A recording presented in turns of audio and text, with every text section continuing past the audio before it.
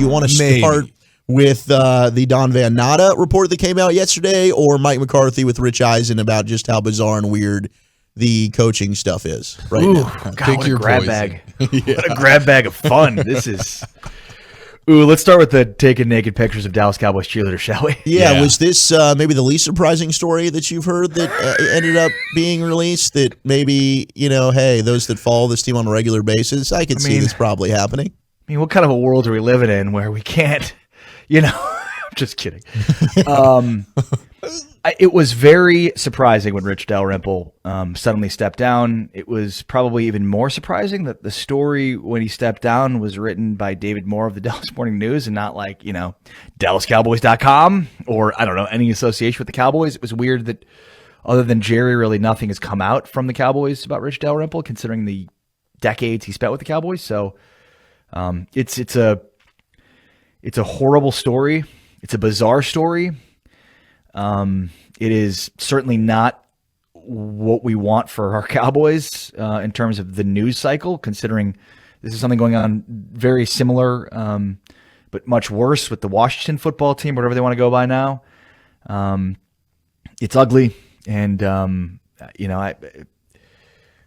it was, I guess, not surprising that, Jerry has a good relationship with Rich Dalrymple, so much so that he did release a statement after Dalrymple stepped down, and most likely, I'd imagine, he got David Moore to write a story about Rich Dalrymple in his retirement because, David Moore does a lot of things that Jerry wants him to do because Jerry feeds him a lot of stories. So, it's Ari Temkin with us here in the Nosebleed Seats. Don Van Natta bleeping around. How do you like that for a nickname for Don Van Natta? Because every time he gets on a story, someone's just getting popped. Bad. You don't want him around. It used to be Charles Robinson from Yahoo. It seemed like Charles Robinson was always like the bearer of bad Cowboys news. Yes. But when Don Van Natta writes about you, you find out, like Manti Te'o did, that, I actually don't have a girlfriend. Oh, jeez. Poor guy. About that whole girlfriend thing. So here's the deal. Yeah, there's not one. That story is 100 times better than this Cowboy story. Yeah, Holy it is. Cow. It's way better. I wish we all just found out that we don't have any cheerleaders. It's been a mirage for the last 50 years. Or we never really had Rich Dalrymple. Yeah, he wasn't even real. Yeah. He wasn't even real this whole time. His name was He wasn't really Steven. a crazy egomaniac.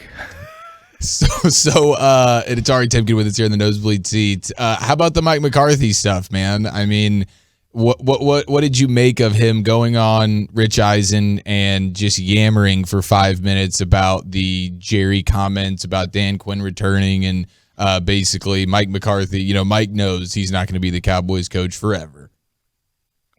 Yeah, I mean, I almost wish he wasn't the Cowboys coach like today. You're not alone. Yeah, I get the sense of that, given what we just went through last year. And like, I don't know about you guys, but I'm still like ticked off about it. Like, I'm still mad about the season. I'm still mad about the ending. I'm still like, it's all for me geared towards Mike McCarthy. Maybe that's misplaced, but it just seems like, again, you just didn't. I can't believe I'm rehashing this. It's so long ago, but it's just like you couldn't figure it out. And so now you go to another offseason, another season heading with them, and it's like, man, does Stephen Jones really think that this is the guy? Like, it's interesting because.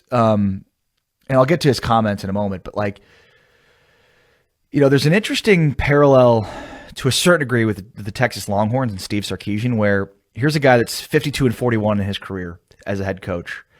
So when he was hired, Sarkisian, there were major question marks about how good of a head coach he could be at this level. He's proven to be a really good recruiter at Texas and other places, but he's 52-41 and just under 8 full seasons as a head coach. And when, not the same way, but when he was hired, and certainly at Big 12 Media Days, there were all these talks and transparency about what he's learned in the years in which, before when he was, with Washington, with USC, the things that he learned about ego and all, he's changed, he's different. And it's like, well, they went 5-7 in one season and didn't look much different. Now, granted, it's 1 year with Texas, and he's got a top 5 recruiting class coming in. There's a lot of excitement, but it's like the same. It's like, well, we have a history here that suggests that this is kind of who you are with Mike McCarthy, and yet here's 2 seasons now, and there's nothing that suggests that you aren't who you already were. Everything that we read and that we Stephen Jones certainly hired you on based on what his conversations with you and then the Peter King story indicates that it's like, I don't see anything that's different from when you were in Green Bay versus now. It was just a bunch of words, but like words they have meaning. They're important. So, it's disconcerting to think that like, oh yeah, I don't think anything's going to change. This team has to win with its talent. Its coaching will not help it win games. I think McCarthy feels that he doesn't have the full support of the Cowboys administration. The difference is, Jerry doesn't have the same power, I suppose, he once had, right? I mean, how else are we supposed to take what Jerry said this offseason versus the reality of the situation? Like, Jerry doesn't seem very happy with Mike McCarthy, and here he is. And yet he's still the coach. 10, 15 years ago, if Jerry wasn't happy with the coach, that coach was no longer there. He was gone. Poof. See you later, Dave Campo. Exactly. So, sometimes it's funny because for years everybody complained about the Cowboys under Jerry and that, he needed to give up his power and blah, blah, blah, blah, blah, blah, blah. And I get it, but now it's like we need a little bit more Jerry with this Cowboys team. We just need a little bit more Jerry, There's just too much passivity. There's just too much sitting on your laurels. I say every year, we talk all the time, guys. It's like this organization does not operate with the fervor of a franchise that hasn't been to a Super Bowl in 30 years. Well, is it a poorly run organization? I think that's a fair question. It's so interesting because in there are so many poorly run franchises in the NFL. Like the Detroit Lions, the Washington football team, the Chicago Bears. I mean, but that's what you're looking at. The Jacksonville Jaguars. Success-wise, you're linked right with those two franchises that you just listed. Right, because those are with the Lions and Cowboys and football team have not played for an NFC title in 30 years, whatever it is, 26 years. They're poorly run on the pantheon of the rest of like who we just talked about. They're much better run than they are. The Cowboys have a good front office department. Like they obviously have talent and they scout well, they draft well, they develop their talent. Like that's not a problem. And so like that's a problem for a lot. Like, my God, look at Detroit. My God, it's like forever, literally forever. They've never been good. And every time they've had good players, those players retire or leave and go win Super Bowls elsewhere. It's wild. So, and it's not a good thing to be comparing to be like, well, they're not that bad.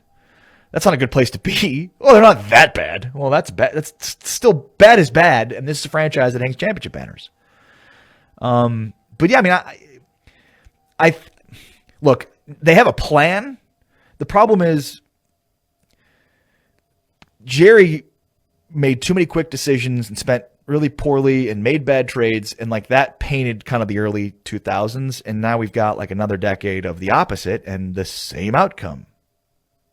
So, it might be time to change the way you operate in terms of the aggression. The Rams just proved what aggression can do in a franchise. It doesn't always win, but at this point, you just want them to feel and operate with the same desperation that we all feel as Cowboys fans after every season that ends without them winning a championship. The disappointment of the desperation of, we want you to match. We want you to feel as bad and as desperate as we are. That's what we want. 100%. That's what we want. Now, I'm curious, who do you think ends up wanting to break up with who first? Mike McCarthy to the wanting to break up with the Cowboys, or the Cowboys wanting to break up with Mike? Why would Mike McCarthy is after he gets fired after next season is not going to be head coach in the NFL again. Mike McCarthy presides over the most important franchise in professional sports. Stop. So I short of them having more success this next year than they had this past year, and there are a lot of questions about Dak Prescott into this offseason, into next season. Obviously, I don't think he left any of us with a good feeling in our mouths about how that season ended. So, I don't know that there's an outcome other than getting to a NFC title that secures his longevity beyond this season. And look, I mean, it also doesn't help that Sean Payton is out there. I mean, I would hire Sean Payton today. I would hire Jim Harbaugh today. Those are difference-making head coaches. I don't know that Harbaugh actually wanted to go to the NFL, but I would hire him today. I would hire Sean Payton today. Yep. The Cowboys don't have a difference-making head coach. They don't. They haven't in 30 years. Yeah, I don't disagree with that at all. As we talk with Sorry, Ari they haven't Temkin. since Bill Parcells. That's not 30 years ago, but Sure, it's been a while. Sure, it has since 2006. Ari Temkin with us on the Diamond Factory Hotline. So, going from the Cowboys to your other area of expertise, the college sports landscape. We've been having on some notable draft prospects that are getting ready for what was the Senior Bowl and now the Combine. We talked to Trey Sterling of Oklahoma State earlier in the show. Yeah, that was awesome. I love Trey. He's great. Yeah, good really, really good dude. Do you, speaking of that, do you have maybe some under the radar guys that you became familiar with during your time covering the Big 12 or just college football in general that you think might be some names to take note of? We're all going to hear about the first rounders with all the mock drafts that are coming out, but maybe some guys that you really found to enjoy and think that they could have a future in the league. That's a good question because the Big 12 did not have a first-round draft pick last season. I do not believe they're going to have another one this year. So this will be 2 straight years, I believe, that the Big 12 are going to be shut out of the first round, which is a big problem. Jalen Petrie, safety from Baylor, he's exactly what you're looking for in a modern safety. He can play basically all 3 levels. He's really good in coverage. He is unbelievably good in run support. Jalen Petrie is, I think, the best draft-eligible player in the Big 12 today. Terrell Bernard is another guy from Baylor that I think kind of fits that a little bit. Modern linebacker, sideline to sideline. The reason Baylor won a Big 12 championship this season is because of their defense. It's because of the players. They had at all 3 levels of their defense, and that is, without a doubt, those 2 guys. Malcolm Rodriguez is an interesting guy from Oklahoma State. Another, really good defense at Oklahoma State. Rodriguez is a little undersized, but I wouldn't doubt him. Like, he's a guy that I'd bet on, just based on what he's already done throughout his time at Oklahoma State, his work ethic, what he's proven. He's very, very strong. I'm wondering how much he's more of a safety that kind of became a linebacker in terms of size. So I kind of wonder how good can he be in terms of the NFL in run support, but he can cover and has good size at that position. There's a kid out of TCU who's not draft eligible, but I think he's going to blow up this year. His name's Quentin Johnston. He's an outside receiver. I think he's going to be a big time player for TCU this year under Sonny Dykes. So that's a name to know. He's obviously not draft eligible, but a name to know.